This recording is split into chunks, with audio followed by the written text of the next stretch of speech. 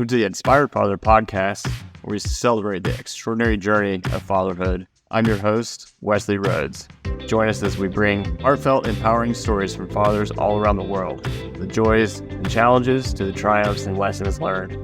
This podcast is a beacon of inspiration for every dad out there. So let's embark on that adventure of fatherhood together and get inspired. All right, today's guest, Jason Grizzi, also known as Freddy Krueger. There you go. Thanks for coming out today. I really appreciate it. Yeah. And the Inspired Father podcast. If you would, just maybe 30 seconds about yourself, and we'll go from there. Yeah, cool. Well, thanks for having me. So I am originally from Chicago, live here in North Carolina in Mooresville. Been here for about 20 years, and I've had the fortune to raise my family here. Have two kids, 11-year-old girl and a 13-year-old boy. And from a work perspective, I've kind of worked in corporate America for most of my career, and I lead marketing for a large organization. And I've been in sales and product line management and things like that. So I think a big part of what we'll talk about is how do you balance things. And I think for parenting is all about a balance. I think being able to balance things as well as being prepared for the unexpected. I think a lot of people think they can prepare for all the things that might come as a parent, and the reality is you just can't. So, Gotta be able to roll, so to speak. That's awesome. And then to other fathers out there, is there any like overarching themes that you see with dads today that you see as being a problem with just in society? Overarching themes, I think, fathers have a lot of pressure to be perfect as well as have a plan. So there's a lot of pressure on dads. And I think that one thing that's changing is people are a lot more aware of that it's a shared responsibility between parents many times. So those that are fortunate enough to have two parents, it's a shared responsibility. And I think that dads are stepping up more to be part of the, raising kids. And we're a generation where I think that pivot is happening. That's an interesting dynamic, I think, parenting these days.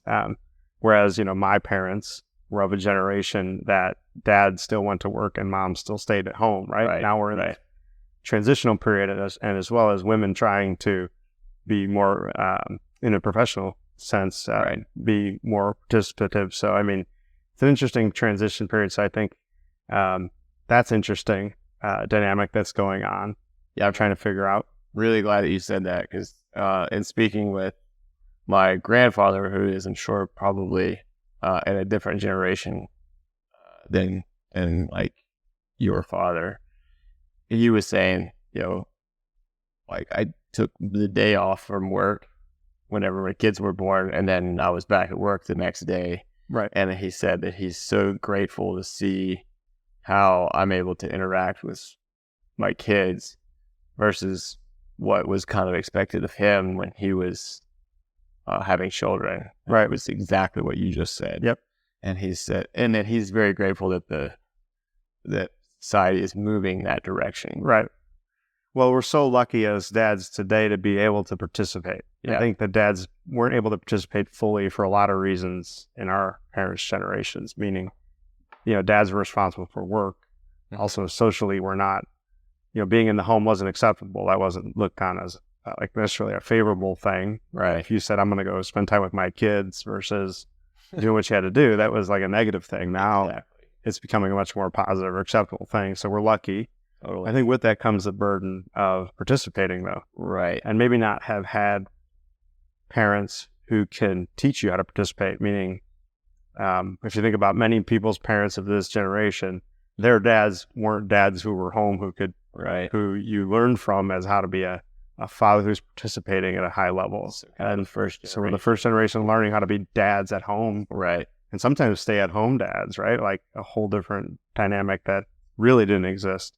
Right. 20, 30 years ago, right? So it's an interesting dynamic I think we're trying to figure out. So for overarching theme, I think that's an interesting change in the environment and the world. Yeah. And we're learning that. Absolutely.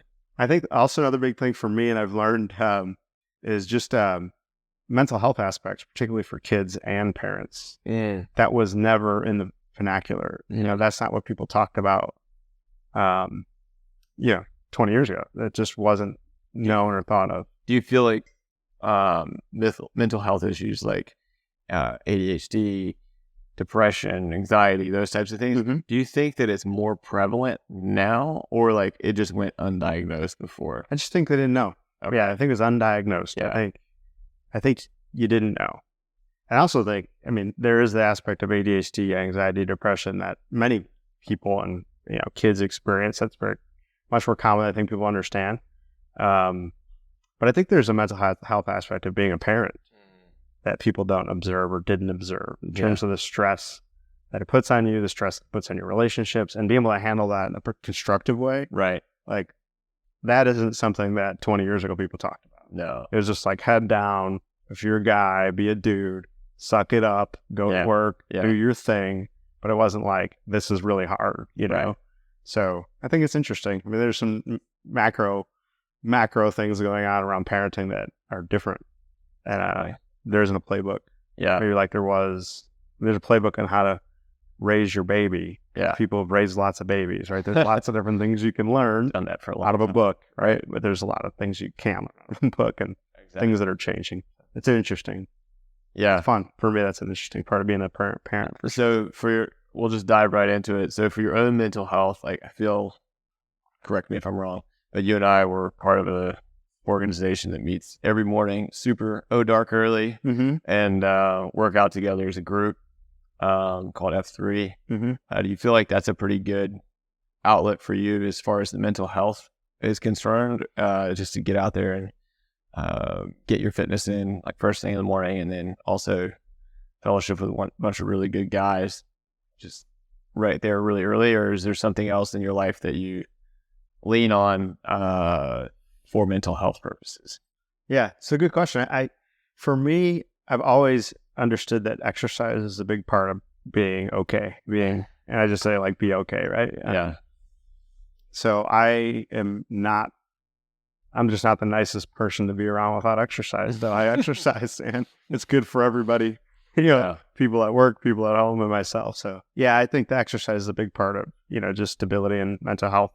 And it should be for anybody. And that doesn't have to be what we do. We have a pretty rigorous workout routine that most people can't do. But I think, anyway, if you can get up and walk, if you can't walk, figure out other things you can do. Yeah. It's a big part of, keeping stability. I think there's a fellowship aspect that does, we do F3, which has, by nature a fellowship aspect. And that's a really nice thing for me. I don't know that it's the F3 group as much as for me. I always think about balance between, work, family, self, and friends. Okay. Like it's not really a triangle. There's 4 aspects, 4 pillars, I guess you could say. So I always think about, am I spending the right amount of time with those things? And those 4 pillars shift over time, right? So there's times I got to focus on work, and that gets a bulk of the time. Yeah. But that's the right thing for the future of myself and family. Exactly. But then there's times where, man, I haven't seen my friends for a long time. Like, I got to go do something with my friends for a while, And I think F3 fits in that 4-pillar approach. Times where I can get friendship, fellowship that I need out of that group. Right. And so I appreciate that. But I would say personally, I don't need as much of that as maybe others. Some people really need the fellowship and time with people.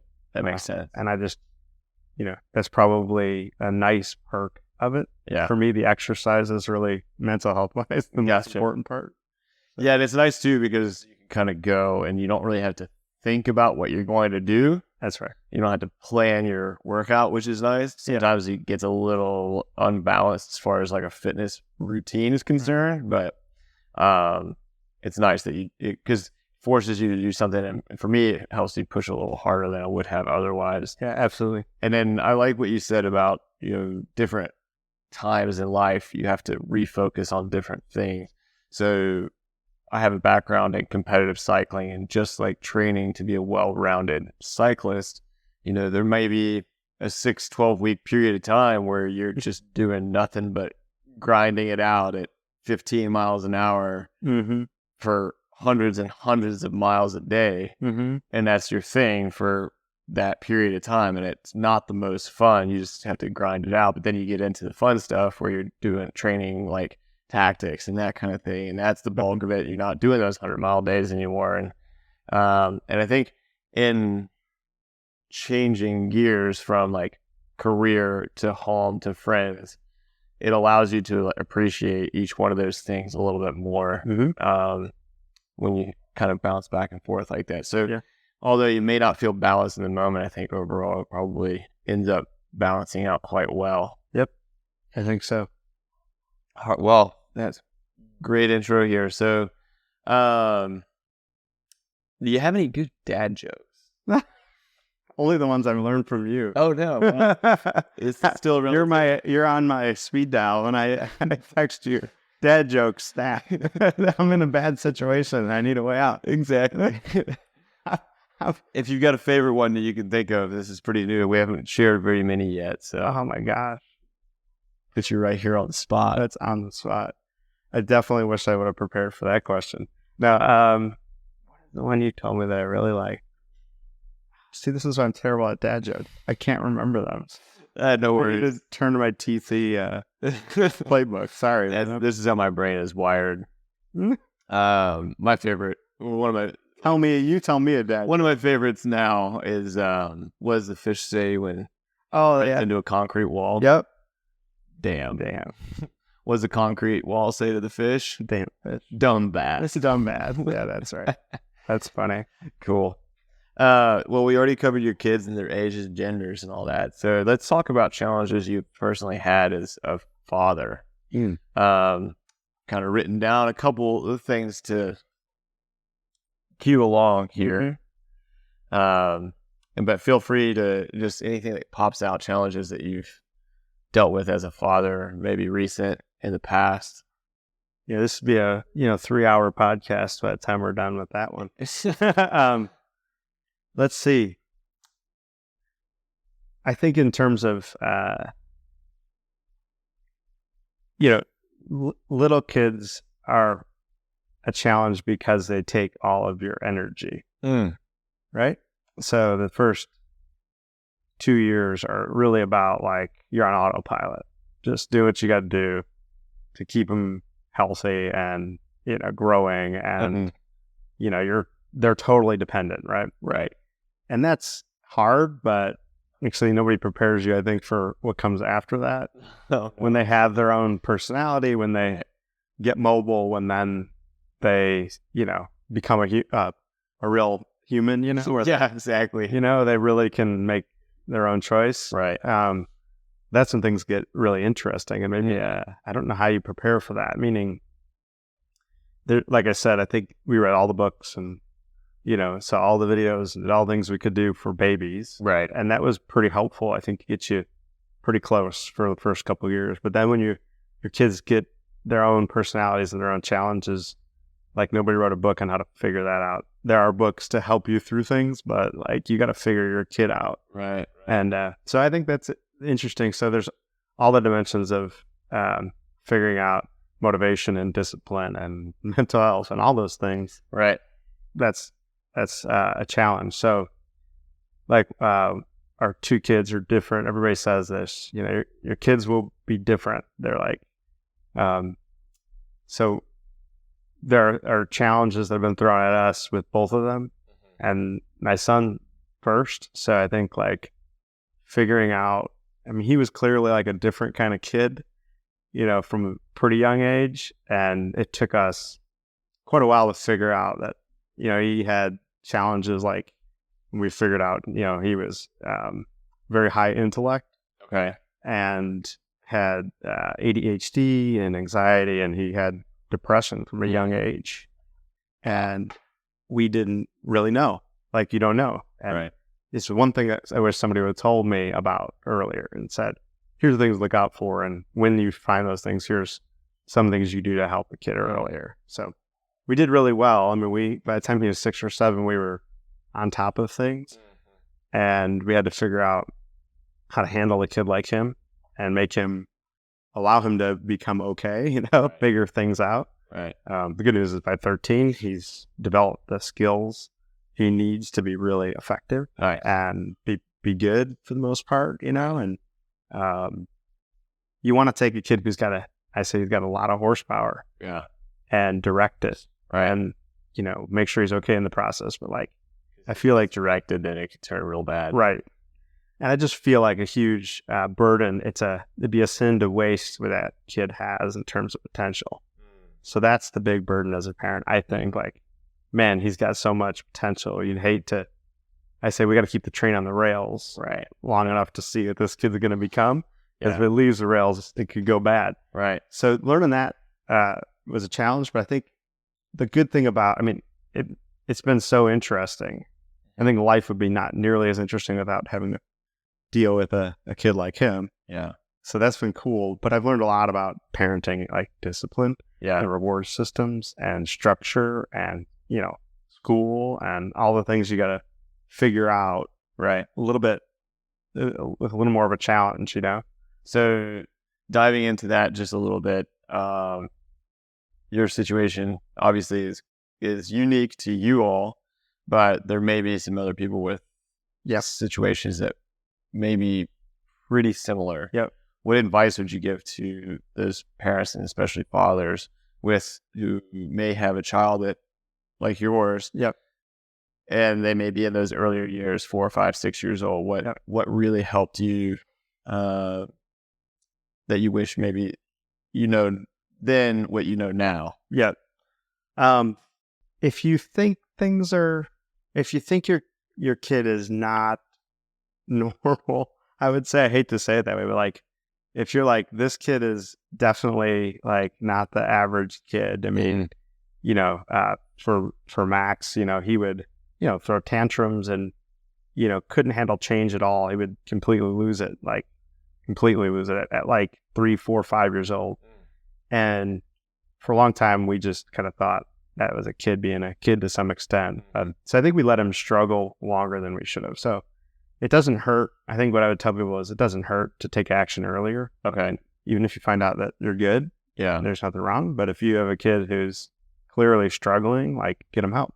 And help comes in a lot of forms. And I think that for me, that's, we didn't wait too long, right? Like I think it would have been nice to start a couple years earlier, but by the time he was 7, we had things like, and we had him in therapy. We knew had him diagnosed for what issues he had in terms of learning abilities. We had him on a 504 plan at school, which means that they give him special things like he can test not in a group, things that we knew would be really difficult for him that would hamper him from performing to his potential, right? So like, I think I'd see people wait too long because of pride, right? They just don't know, right?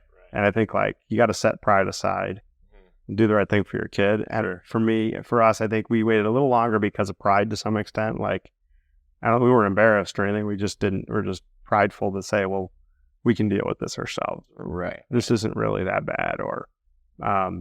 But we had to get to a pretty bad point in terms of, particularly depression was for real. Yeah. Real visible physical signs that you had to do something. So we waited maybe too long. So my advice would be, don't wait so long. Okay. And don't have too much pride to get your kids some help. Right. Because it really works over time. Yeah. That'd be one piece of advice. I think it's a real common thing. I mean, kids with ADHD, anxiety, that's super common. And when you go to seek out that help, how do you know who's a witch doctor from who's like an actual expert? Or do you just have to kind of trust your gut and trial and error that a little bit?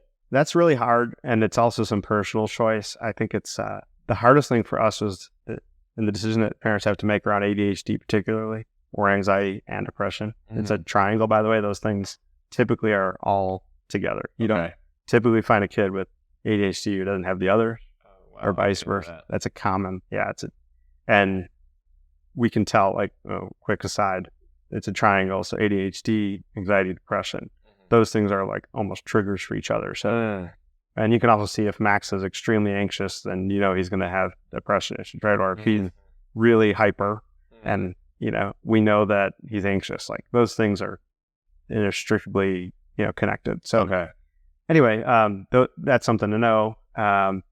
But the decision you have to make, particularly a big one, is around medication or not. And that was one that was really hard for us. We didn't want to have to medicate our kid, Right. and I didn't want to give him any medication. Right.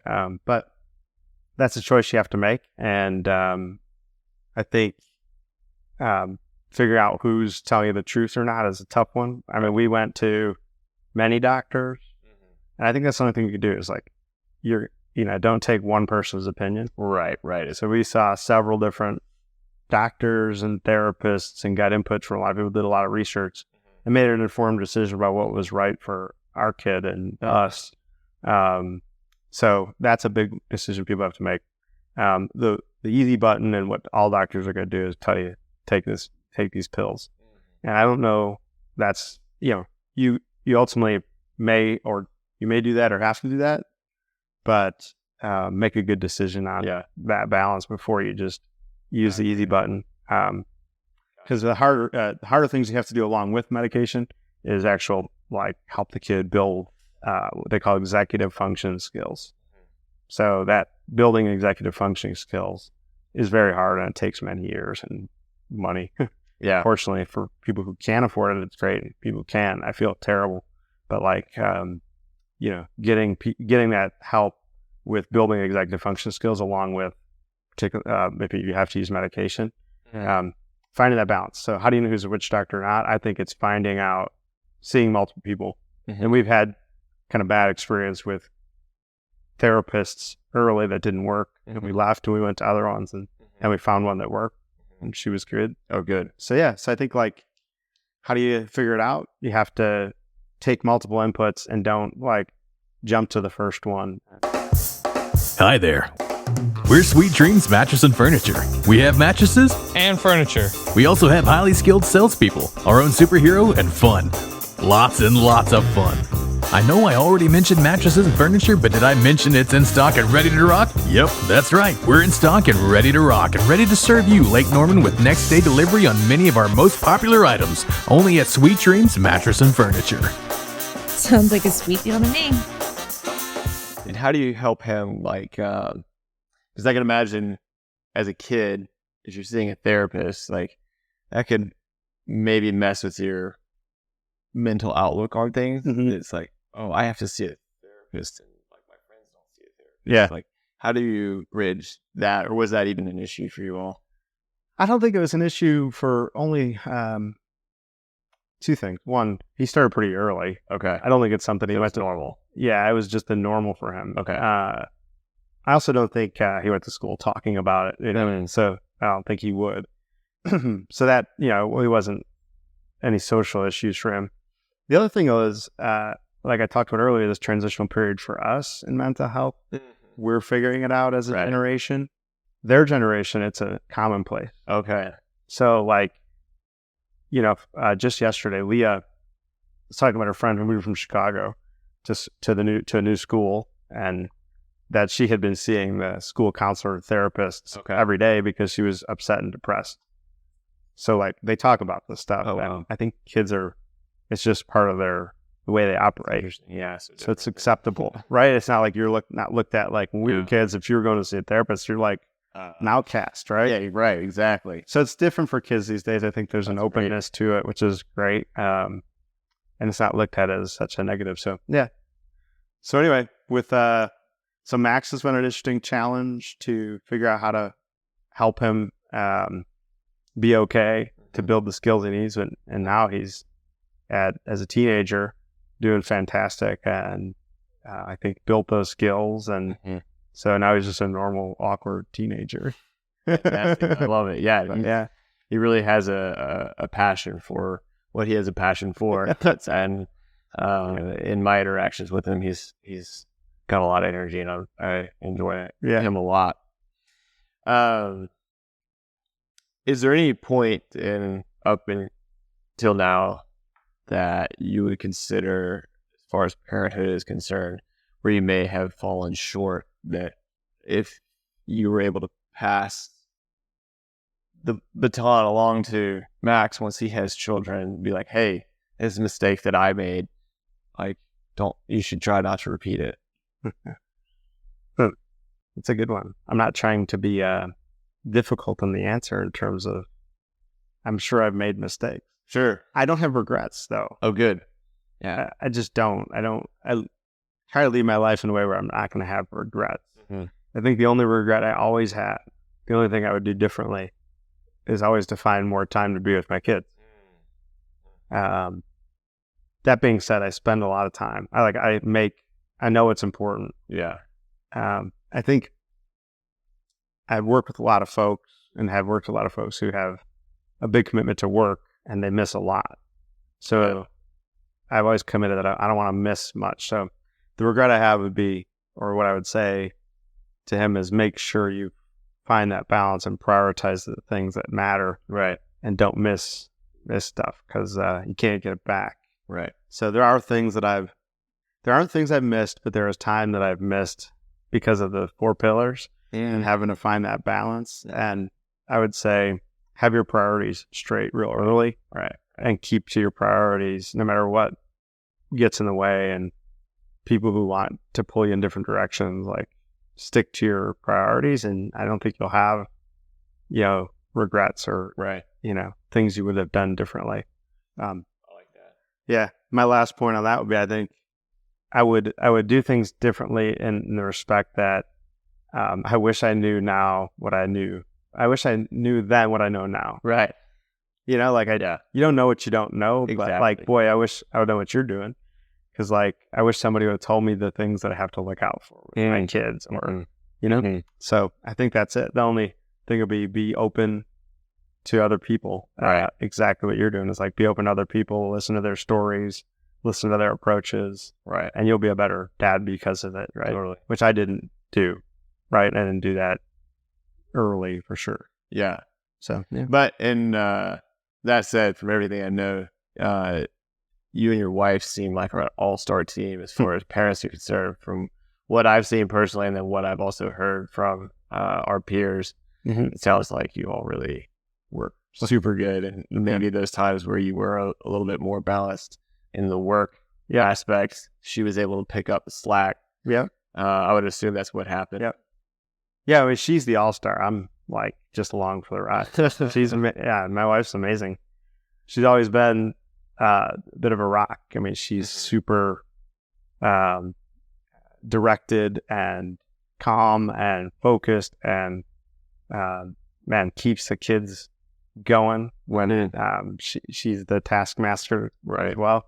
But yeah, she's amazing. And particularly when I was gone 30% of the time in some country that isn't this one, she had to hold it down, man. And she did, and it was hard, and she deserves the credit. But we are a good team.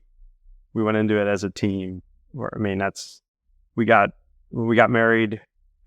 We dated for quite a while, and we were married for a few years before we had kids. So we were best friends before the kids came. So we're just a good team because of it, and so life throws some curveballs at you that you just can't be prepared for. And when it does, it's sure as heck good to have a good team member, a good teammate. 100%.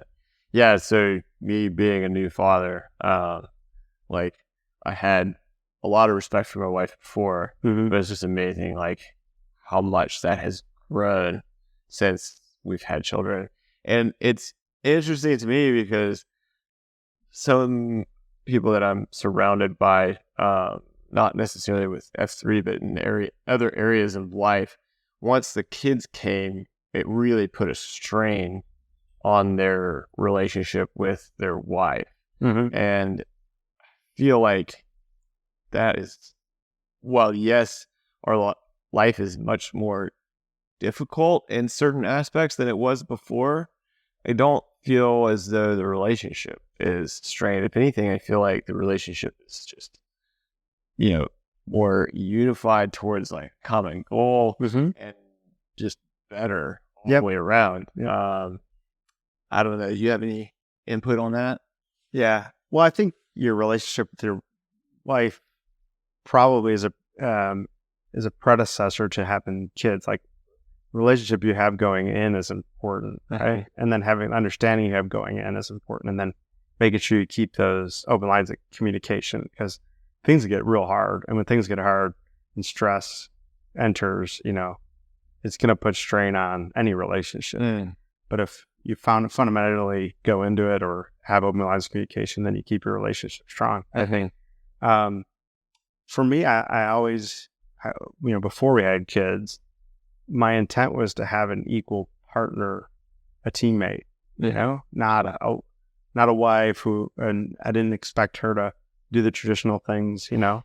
Like, I mean, I think some people, even in our generation, still, have certain expectations of what their wife's going to do and they're going to do. And I never went into it with that. And I think that helped. I would just say, like, we're equal partners, like, we're a team. Yeah. And when one of us falls down and one of us, needs help, like, the other one steps up, and, there's no lines of I do this and you do that. We're keeping and whatnot. Right. Yeah. So like it's the way we entered it. So, things have been tough for us with both kids and other things, that have happened, and that hasn't damaged or even challenged our relationship. To your point, maybe those things have made it stronger, but we've always been kind of a team, and just deal with it. 100%. Deal with the punches that life throws you, and then come out the other side stronger, Right. So I think that's important. I also have always thought about our relationship has to be very strong for the kids to be well, like the parents' relationship and a stable home is such an important part of kids having the best opportunity to succeed, right? Whatever they want to do. You know what I mean? So absolutely. So it's our responsibility to have stability and have a stable home. Yeah. That's important. On that topic, like, we all disagree with each other from time to time. And it's very easy to show your kids when things are good, and put that like happy face on in front of the kids. And then I've heard this story a bunch of times where, kids are totally caught off guard by parents who sit them down after they think everything is, hunky dory, and they're like, we're separating, right? But it's in front of the kids and everybody looks great. But do you also show some of those times where you have to like work through problems together with your wife in front of the kids, or you try to do that more in privacy? Yeah, we probably do it, and we don't have. Yeah, we keep everything out in the public, if you will. I mean, the thing with my wife and I is we've just been lucky. We don't fight, never fight. We haven't fought about anything really. I mean, there's some disagreements on occasion that are some simple stuff, but there's not a lot of. We're usually on the same page and and figure things out pretty quickly. Yeah. So anyway, we never hide anything from the kids and things when we're not happy about something or not happy with some other decision. That's not something we ever hide from them. I think we're a very transparent kind of family anyway. So yeah, it's a loud and boisterous household because everybody's always either happy and loud or angry and loud. Yeah, like it's just the way it is. Yeah, just full out all the time. Exactly. I love it. So, you said something earlier that I wanted to circle back onto was reward systems. Dive into that a little bit more for me. Like, what tactics do you take as far as like rewarding good behavior or like good effort? How does that look in your family? We're all like 1930s. We usually beat our kids. Nice. No, perfect. I like where this is going. Yeah. So you have evidence. You can, you can edit that down. Get me. Out. Now we gone through lots of reward systems, and one of the things we learned was from our kids therapist actually around that. Particularly all kids, but particularly kids like Max, for instance, do not respond well to negative reinforcement. So, yelling at them doesn't help. And I'll just start with that. Like, I was a yeller, right? I still am I yell at him. But when he was young and he didn't know any better and I didn't know any better, I just got angry. I got frustrated and I got angry and I'd yell at him a lot. And he and I would fight a lot. And we still kind of do, but we would really fight a lot. And it was me not understanding him more than anything. Interesting. So back to what would I tell him?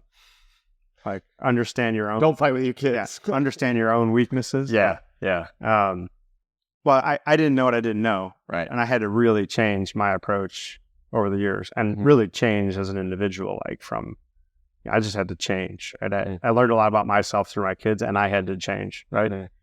So reward systems, back to that, like negative reinforcement doesn't work. Like yelling at your kid, punishing your kids is not nearly as effective as creating positive reward system. And so what we did is implemented a number of reward systems through the years, depending on their age. But, the right behaviors and the right choices got rewards. So we incentivize the right behaviors instead of punishing the wrong behaviors. I like that. So yeah, everything from, do these things and get that whatever candy or get that toy when they were young. Right. We had a point system in place. So interesting. if you do the right things, you earn certain points. And that could be you make the right choice, you get these points. Simple things like do these tasks every day, get points. So with Max, this executive functioning thing is a real thing for a lot of boys, especially building executive functioning skills, things like being able to put 2 or 3 tasks together in a row. So like brush your teeth, wash your face, go to the bathroom. That's a hard task for some kids to do. Yeah. Those 3 things. If you say, go get ready for bed, right? Like he doesn't know what to do. He's confused, right? Okay. So brush your teeth, right? Go to the bathroom, wash your face. If you do those 3 things without us reinforcing or telling you, you get points, right? So nice. So the simple things, but then it got even more advanced, especially as they get older. You have to think about different ways to do these rewards because the rewards with the value changes. So the reward system changes. But even with him, we put in place a whole point system around his school. So a kid who can't, kids with ADHD particularly can't look into the future. It's very hard for them to think in the future, and it's very hard for them to think about a reward that's in the future. So and I think this is not just ADHD kids, but kids in general.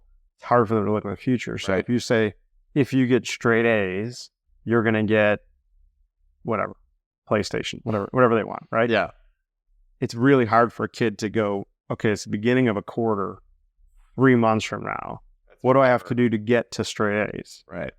Like that's a hard thing for them to figure out.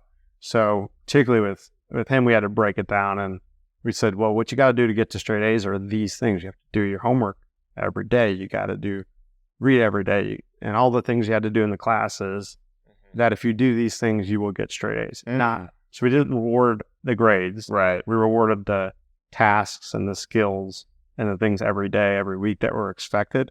And you got points for those things. So every day he could get a reward. So I did my homework. I got a point.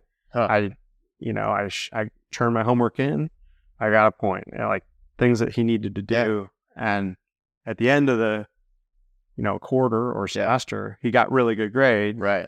And we didn't, we gave him a little bonus on that, but he'd earned the points, which were right. Then in turn turned in for rewards that he wanted. So he had to think about like real structured reward systems. And we did that for my daughter too, because we want to keep the house consistent. It would be unfair to and it can't hurt anybody to have that structure in place. So we had to be really disciplined and structured as parents with reward system. Right. It's hard as a parent, real hard. There are times it takes a lot of energy. Yeah, a lot of energy. You mentioned point system. I'm like, it's hard. That seems daunting to me just to have to track all that. Oh yeah, it's super hard. Do you think this is something that could be reshaped in the form? You say points, but could you do it with dollars and cents? Yeah, you could. Sure. Okay. Absolutely, especially older kids. Yeah. So you got to change the rewards. Now they want They just want cash. Yeah, yeah. Cold hard cash, man. Exactly. But yeah, so like if you do these, for instance, for both the kids we had to implement, if you get no zeros in this month, which means you handed in your homework, you get something, right? There are some simple things that people don't. I don't know. I don't think we're alone in this. I mean, especially, I don't know why it is. Especially, it seems like my friends that have boys, like handing in homework's a thing. Like they do their homework and they don't hand it in. I don't know why. So yeah, so you had to put a system in place. So pay the kid to turn his damn homework in.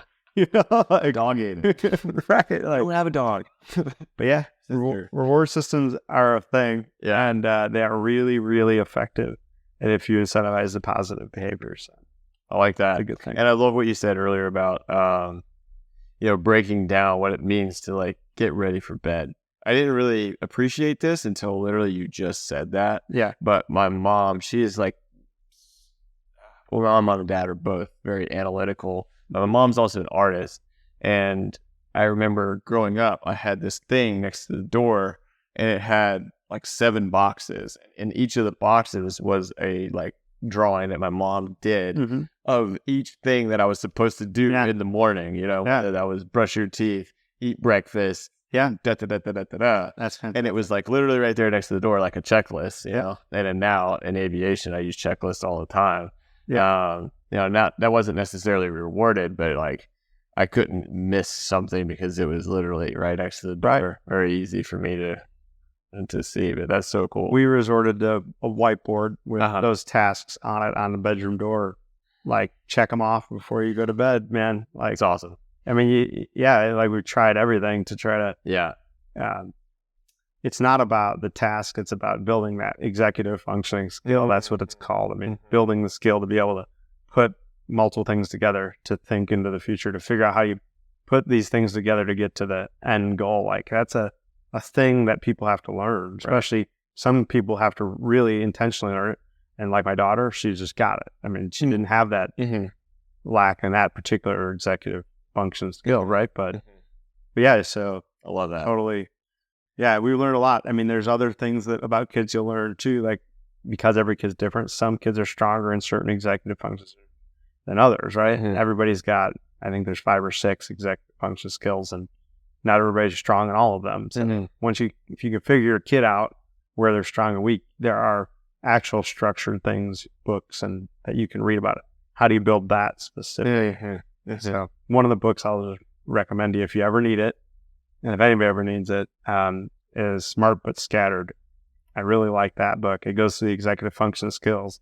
It gives you a pragmatic approach to building executive function skills, and it broken down by age. So like young kids, 1 to 4, 4 to 8, and all the way into teenage years, about how to help kids build executive functioning skills. I think any kid could benefit from it, for sure. I love that. Yeah, that's a part that we get to at the end, is like resources you have available. Yep. Speaking of, and is there any time constraints that we need to be aware of this morning? I think I'm good for a while. Okay, good. I'm loving this conversation. So let's get into a little bit more about you personally. So I imagine as a father, like there's a lot of lessons that you learn and disciplines that you have to just naturally adopt, or that you will get overrun. Survival. Exactly. But would you say there's anything that you've taken from fatherhood that's really helped you at work? Both ways, yes. So let's start with the work back to fatherhood. I think I can connect you to what we just talked about. So there's something that I lead marketing, and I've been in sales and marketing for like 20 years now. But I'm also well versed in like lean principles. So lean is a business like operations principle that is applied to many big companies. Apply it for operations. So that lean thinking, it's reducing waste and creating visual management, is kind of some of the core concepts of lean. I apply those at home. Okay. So like this whole reward system, part of lean is having what we call standard work. So what do you do every day, right? And how do you do those things? And how do you break down a big task into small tasks? And, how do you monitor when things are not normal? So like, these are like lean concepts I learned at work that I brought home. So when we had to deal with like, what do you need to do to break down, science class to get an A? What do you got to do every day? Right. And when you don't do those things, how do we all know those things didn't happen, that, you're not on track, right? And then when you're not on track, what do we got to do to get back on track? Ooh, I like that. So it was very much what I learned at work. I applied at home when we had to get very process oriented. Yeah. And bring structure to the house. Right. So anyway, that's an interesting thing that for me, it was an interesting crossover. I don't think anybody I've ever talked to makes that association, but like, yeah. And a discussion we had during a Q source a few weeks ago, it was talking about how we're able to improve on what we can measure, but if you can't measure it, like how do you improve on it? Right. Or how do you know when things are abnormal? Right. Things are not on plan. And so this would really help in that regard. Yeah. Just being able to measure and like know when something's off, right? Versus kind of going by your gut feeling that it doesn't get measured, and then you kind of get complacent, right, in that area. Yeah, well, like an example would be, so these days, unfortunately, kids, they have a report card that's on an app, so I get to see every grade as it goes in, and for me, like, man, that would have been terrible. There's no erasing it, right? Yeah, right. Or like, I was a big surprise for my parents at the end of the quarter if I did well or not. Yeah. But you get to see your kids' grades go in, and you get a notification on your phone. It's like nuts. So too bad for them. But we took it one step further and like went to like the assignments before. So the problem with a grade, even a graded paper, is you get 2 bad grades and it's really hard to dig out of that hole. Of course, yeah. So we wanted to get ahead of that. So we said, well, what would be the precursor to getting like a grade? Did you hand your homework in? Did you do your homework with quality? And those are the things that we put on like a spreadsheet, like a board. And it said, did you hand your homework in today? Did you have homework? Did you hand it in? Did you spend it? Right. Did you do it with quality? Right. You get a point for those things. And if you don't, it's red or green. So you could see like, man, you got a lot of red. Is everything okay? Like, so you could quickly get ahead of things and take action. So it's very like military style. I get it. But I took that from work and took elements of that. Military is that efficient. Now, there's only a certain amount of time anybody can sustain that. Right. We didn't do that forever. We did that for we did that for like a semester or 2. But boy, it changed the tide. It ingrained the things you have to do to be successful. Yeah, because once you have the discipline in place, then it's a habit. And at that point, you don't need to continue to grade that habit. Right. At that point, it's muscle memory. Right. So anyway, I did take, and I also have a lot of management training and even things like emotional quotient training from work that I've taken home. So EQ is a real thing, emotional quotient. So if you're in management, sometimes they train you on that and teach you that, especially if you need it like I did. So those are some things I brought from work home. This is specific like framework for management? Or is this emotional quotient is so there's lots of books and things that are written on this. It's not like a thing. It's a topic. It is. A lot of, okay. Yeah, there's material around it. There's training around it. Okay, cool. So EQ versus IQ. So they say EQ, IQ. So some people that have high IQ have really bad EQs. You're not able to distinguish, you let emotion get in the way of doing the right thing or making good choices. So EQ is the thing. Anyway, so I've taken a lot of things from management training that helped me with parenting, I think.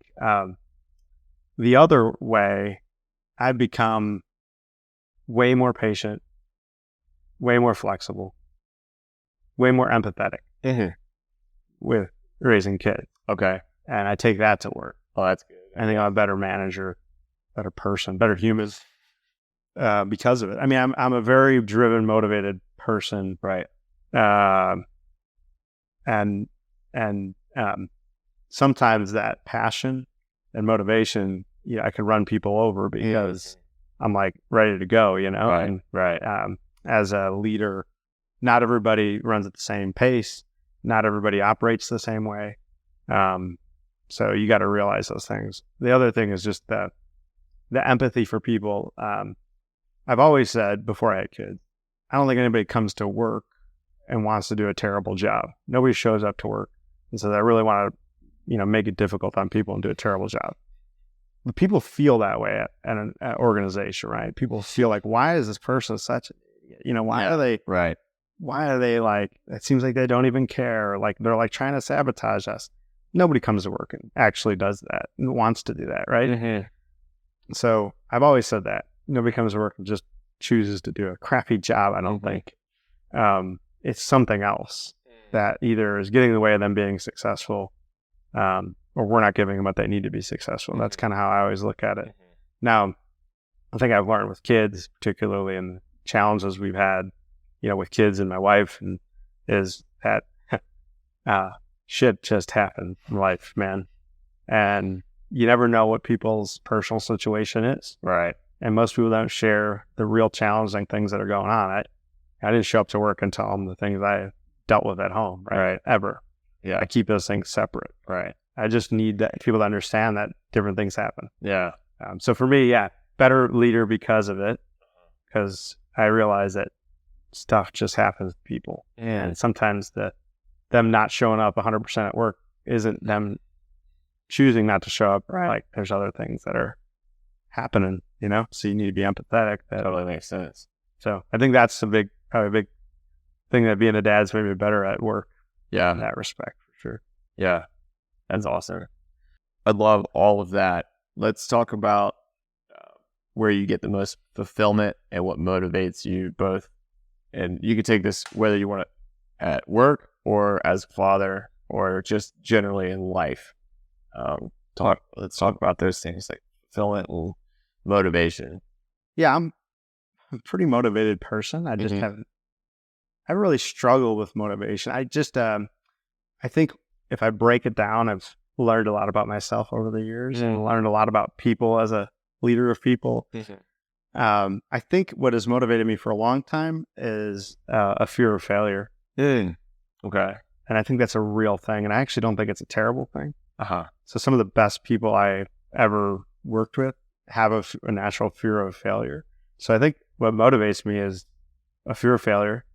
But then what motivates me is succeeding. And now what motivates me even more is seeing other people be successful. Yeah. So for me, when it comes to particularly work, outside of work, and with friends, I'm motivated when I see other people being successful. I'm not motivated by my own success. Never have been. For me, personal motivation comes from fear of failure and achieving the things I want to achieve. But I'm here.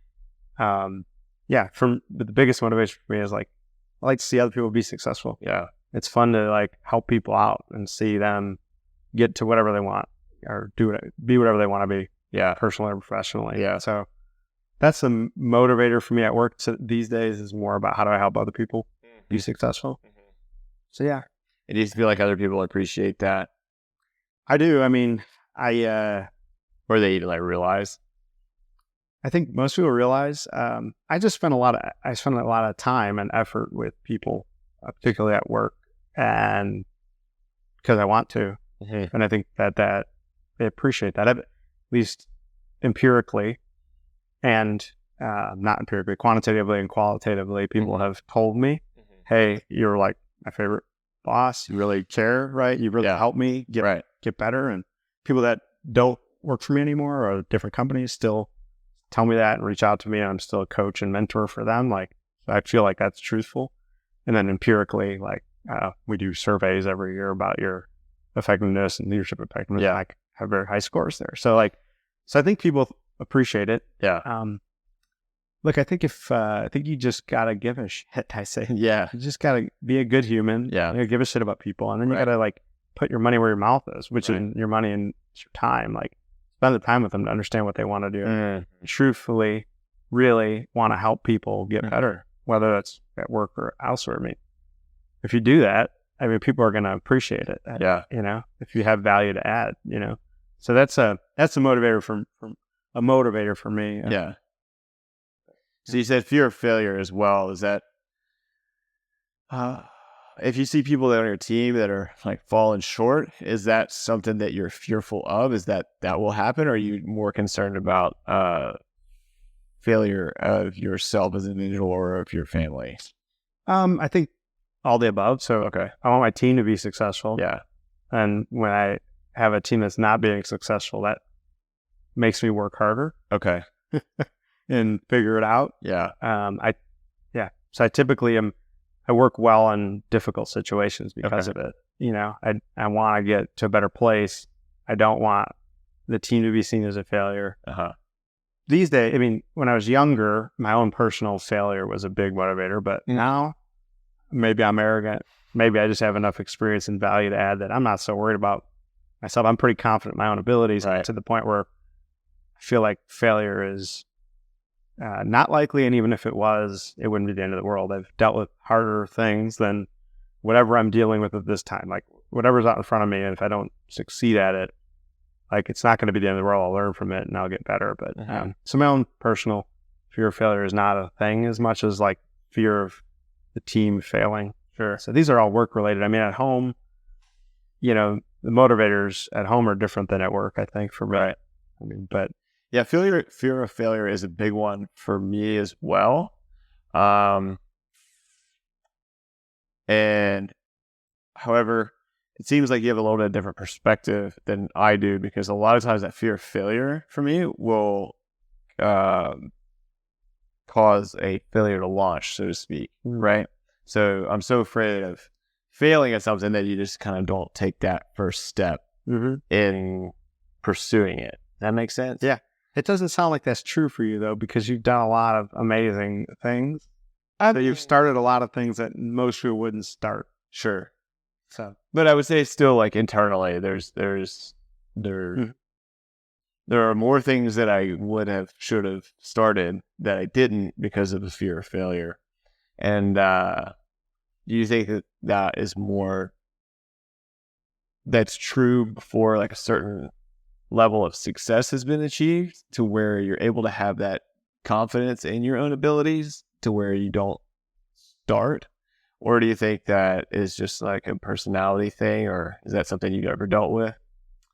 Yeah, I think, it could be, it's a little bit of a personality thing, I think. I mean, I've always been just confident, and maybe too much sometimes, right? Like, Yeah. there's a fine line between confidence and arrogance, and found that line, I think, right? But like, there's confidence goes a long way. Right. It keeps you over the initial, like, give it a try. You have to be confident that you can work hard enough or be smart enough and work hard enough to get to whatever it is, right? So I don't know. I think I always think about like what's the worst that can happen, especially now, like over years of experience and having stuff happen to you. Yeah. You go, what's the worst that can happen here? Right. And usually the worst that can happen is not nearly as bad as the upside you can achieve by doing whatever it is, right? Yeah. So yeah, it's like not only, I think the experience thing comes into play when you're like, what's the worst that can happen? Okay, if that's the worst that can happen, am I equipped to handle that? Like, what would do I have the work ethic, this experience, the intelligence, the money, whatever it is, to overcome that thing? That's what comes with time. I think you have other options and other ways to handle the worst that can happen scenario. Right. Worst case scenario. Right. So, yes, I just think I always ask myself, like, so what's the worst that can happen? Like, let's go. Yeah. And once I commit, like, that's it. Like, Gotcha. There's no going back. Yeah. I mean, I'm Full set. all in. Yeah. Yeah. Like, so that's maybe a personality thing. Not everybody is Yeah. high driver and is wired that way, right? Yeah. They are more thoughtful or introverted and calculated, and that's a good thing too. I mean, I think that's why teams are great, because you get to balance out teams with different perspectives like that, for sure. Yeah. There's some business mentors that I follow, and I can't remember which one it was it said, but they said ship with a minimum viable product.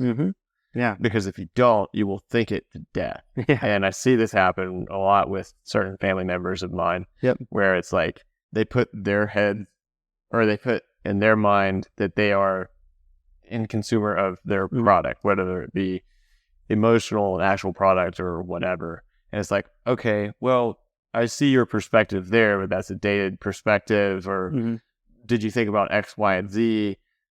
The thing that you have to offer right now may be the perfect thing for somebody, but because you didn't ship it, they're not going to get it. Right.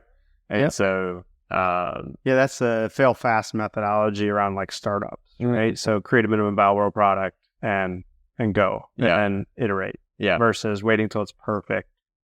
And then you maybe waited so long that it's not even valuable anymore. It's irrelevant. It's irrelevant, right? So that's real common. It's real life, especially for me, working in big companies, complacency kills. And there's this Harvard Business Review article on that from many years ago, but it's real in big companies because they become complacent. It's hard to move fast. It's hard to take risk. So I try to interject that in big company. It's hard, but you have to have that mindset. Yeah, I think you're right on. I mean, that fail fast mentality, and taking a risk and pivoting, or that gets you over that fear launch, I would say. And it seems like you've also done that with parenting, just what we talked about, right? Yeah. You said that maybe you waited a little bit too long, but 6, 7 years old, that's not too long. Yeah. In my opinion. No, it's like we got a problem. Yeah. We identify a problem. Like waiting to take action is like not an option. Yeah. We're going to go. Like we're going to figure this out. Right. I think that's the mentality I've just had. I don't know if everybody's that way, or not. For us, I'm glad we took action. Right. Moved in a direction. I think that's same thing with business. Like take action, move in a direction. What's the worst that can happen? Right. I always tell my teams, run until tackled. Sure. Exactly. That's it. Run until tackled. Like, what's the worst that can happen, guys? Yeah. Like, go. What the worst thing that can happen is you don't do anything. Right. So, let's go. Exactly. That's kind of how I approach life, I think. I love it. Right. Yeah. This is the perfect time to interject a dad joke. Oh, perfect. Do you know why the Germans are stocking up on sausage and cheese? No, why? They're preparing for the worst case scenario. Oh, geez. All right. Well, let's kind of get into the end of this here. Are there any goals that you have with your kids around recreation and fun that you have yet to achieve that you're really looking forward to? Recreation and fun. And that could be skill building, whatever. Take that wherever you want. Yeah. Sometimes shoveling stalls is fun. I don't know. When it comes to athletics and things, we don't shy away from any of that. I mean, my daughter's plays soccer. She's a really good soccer player, really good water skier.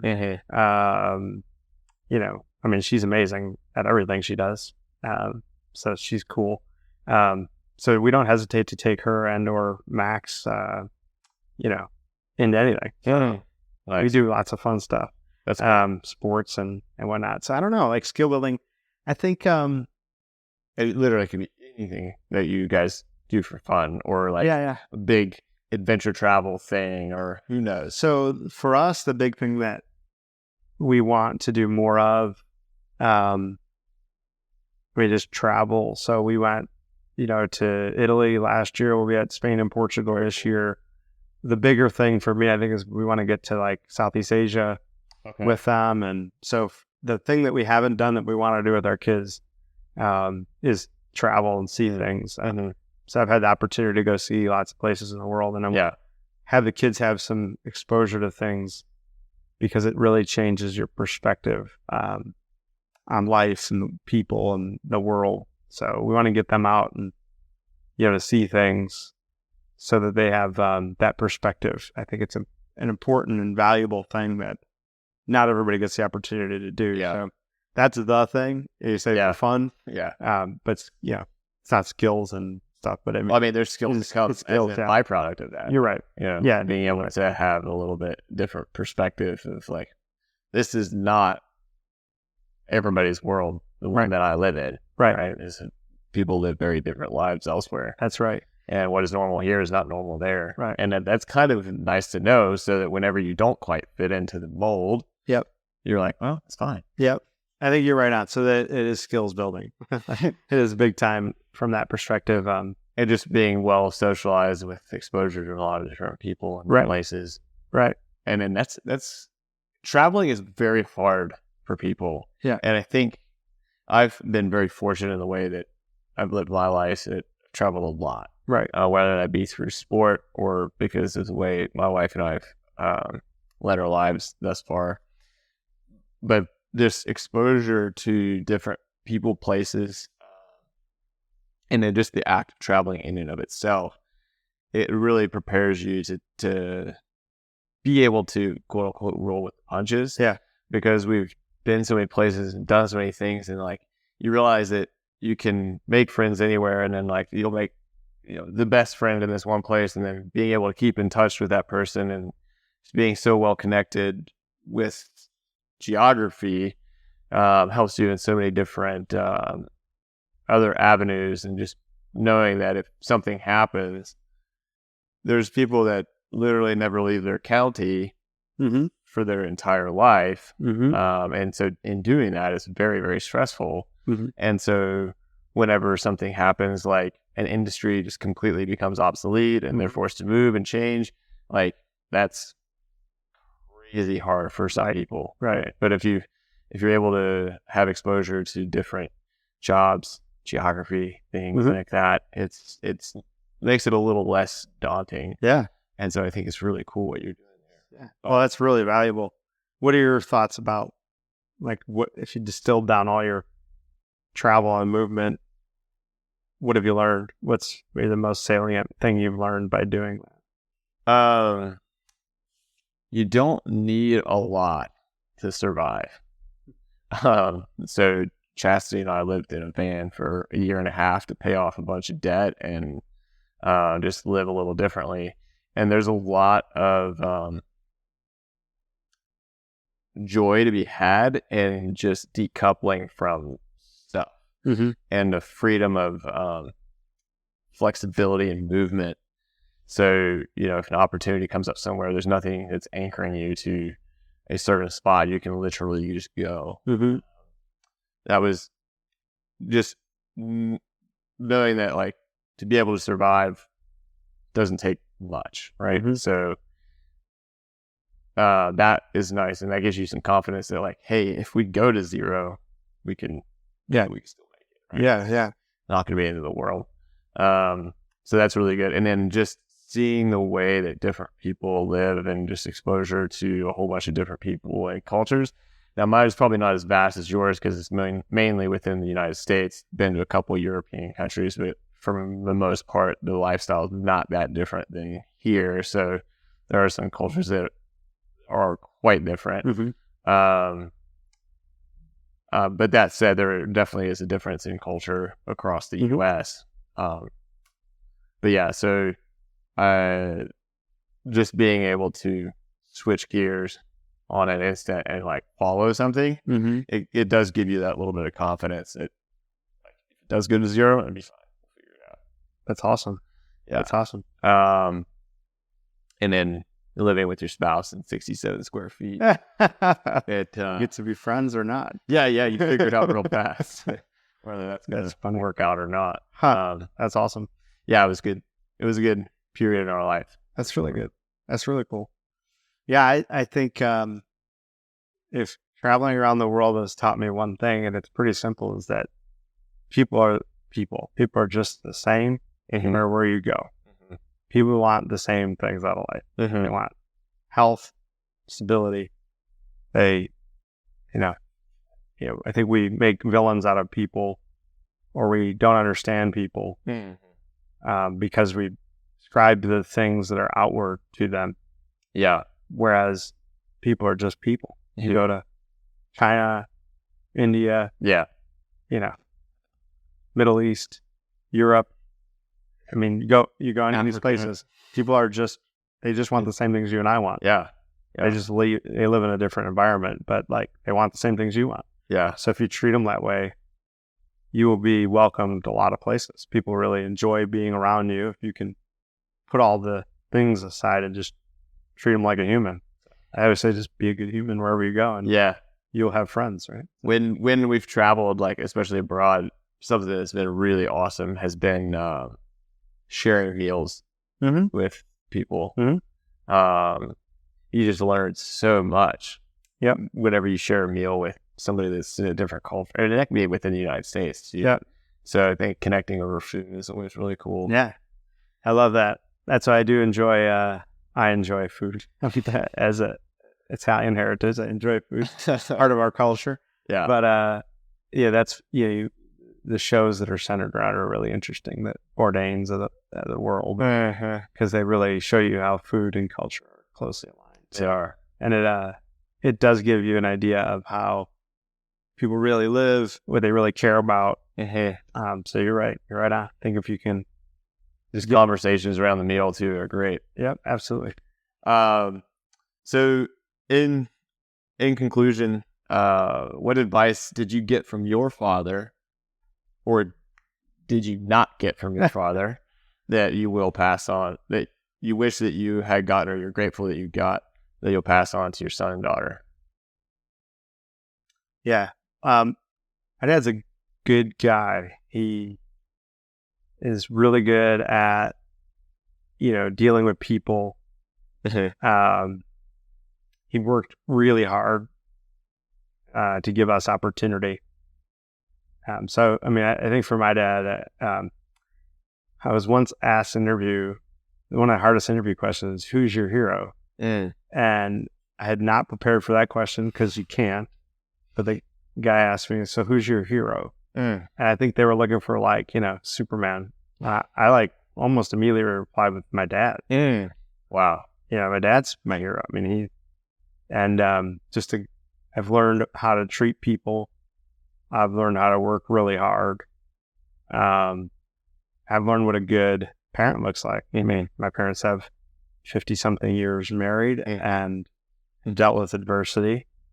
And I'm sure he could have handled me differently if he would have known more about me. Just like with my son, the things I know about my son, maybe, he didn't know about me because of period and what people knew at the time, right? So I wish he would have known more about me, or been more open to understand me beyond the things that are outward, right? So the things I learned from my dad, the hard work, being a great role model, how he treated people, how he dealt with people. I think those are some really important things I learned from him. But I also learned the things that we're learning as a generation, that things like mental health are important. To be more open to what your kids are feeling, right? And understand what motivates them, how they tick, versus, just being a tough dude. Yeah. And just toughing it out. Right. Right. So those are the things I didn't learn from him. Not his fault, but just things I didn't learn. He didn't know. Right. That now I know. Right. That I would say I have the opportunity to help my kids be more well-rounded, and when they become parents, maybe not fall in the same pitfalls I did. And I'm sure there's things I could do better that, I don't even know. Right. Yeah. And they'll sit here 20 years from now and have an interview with somebody. And how grateful will you be if your son and daughter are like, when they get that interview question, like, my dad. Yeah. That's my hero. That'd be cool. Funny. Like, my dad and I aren't like real touchy-feely, never have been. We're not a touchy-feely family in general. Unless it's right. We're not it's not a, if you know anything about Italian moms, they're particularly not touchy-feely. Yeah. But Italian families in general, no. We're just not real touchy-feely. But I felt compelled after that interview to call my dad. And I said, I just had this interview. I just want you to know, they asked me who my hero was, and I said you. And that was kind of it.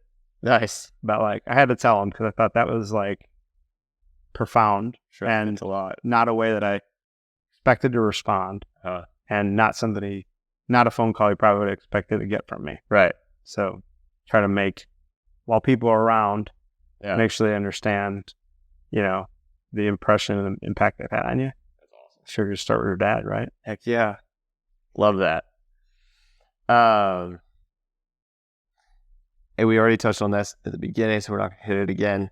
And then the content. Is there any other content besides the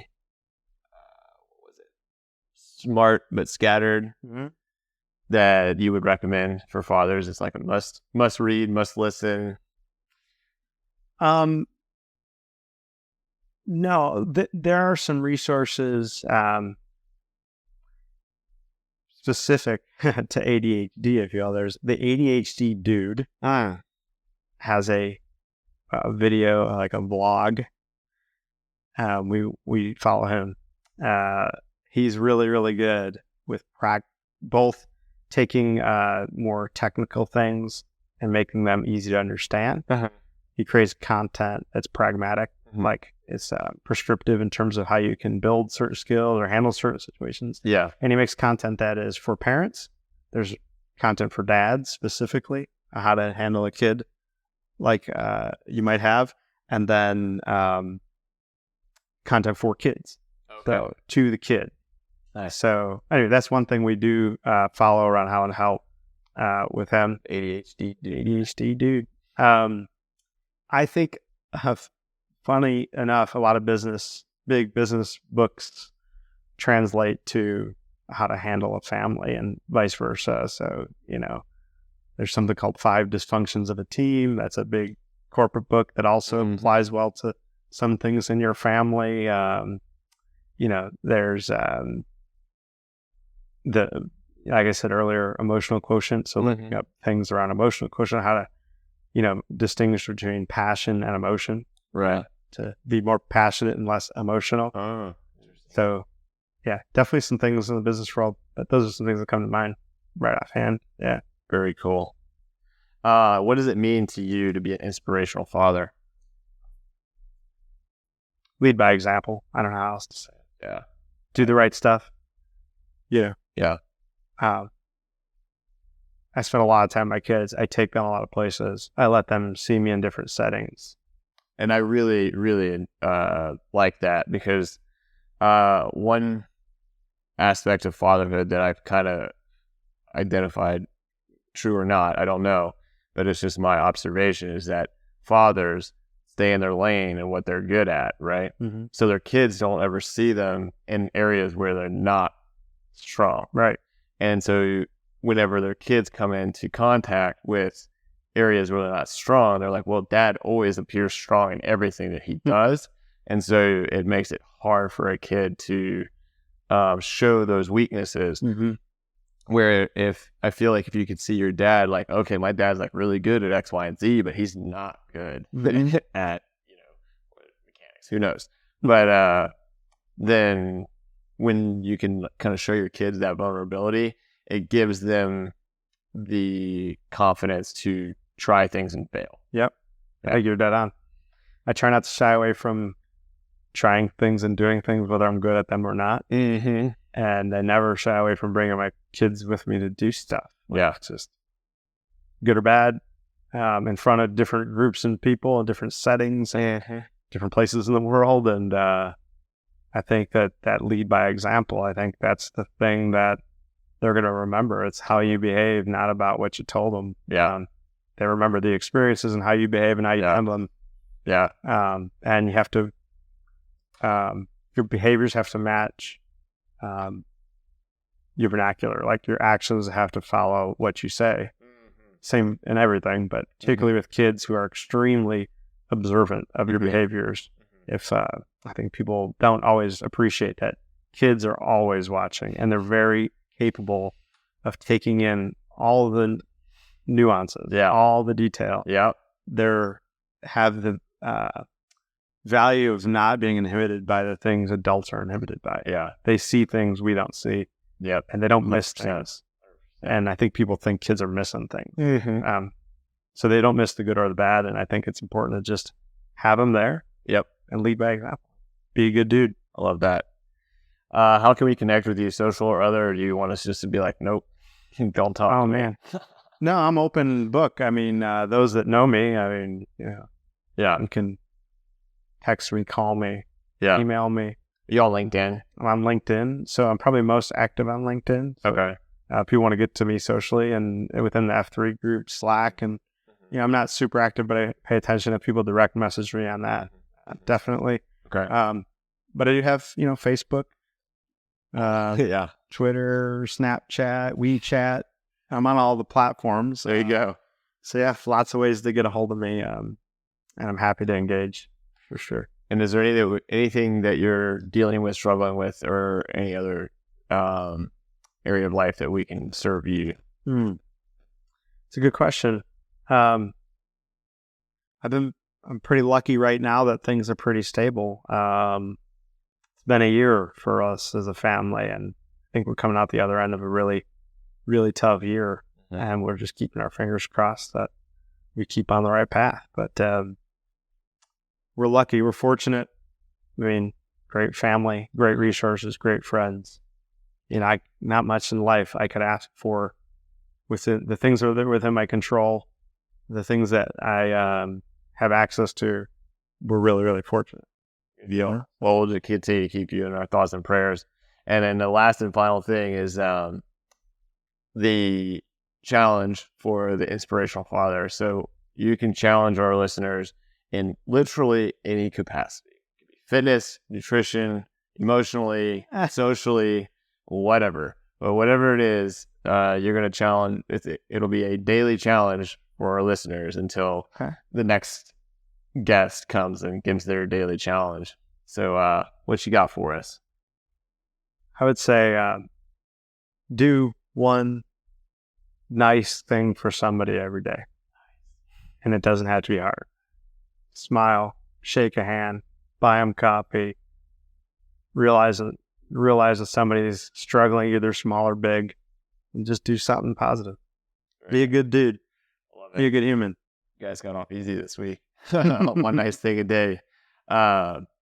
The last one was The Way of the Coffee by Greg Ball at Bug. He does this thing where during the time he starts the coffee to when the coffee is ready, he tries to see how many chores he can get in service of his wife. Nice. And I love that one. So it's just a continuation. Why only drink espresso? So it'd be a really short list.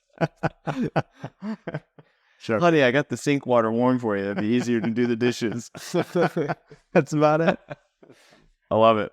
Well, thank you so much. This means a lot that you took time out of your day to meet with me, and I'm better for it. Had a couple aha moments in here, and thanks. Hopefully, we get our other listeners get good inspiration from us as well. Cool. Thanks a lot, man. Appreciate you having me. Yeah, thank you. Inspired Fathers. My name is Wesley Rhoads, and you've been listening to the Inspired Father podcast. I hope you found inspiration from this episode, and also hope that you'll subscribe and join us next time on the Inspired Father podcast.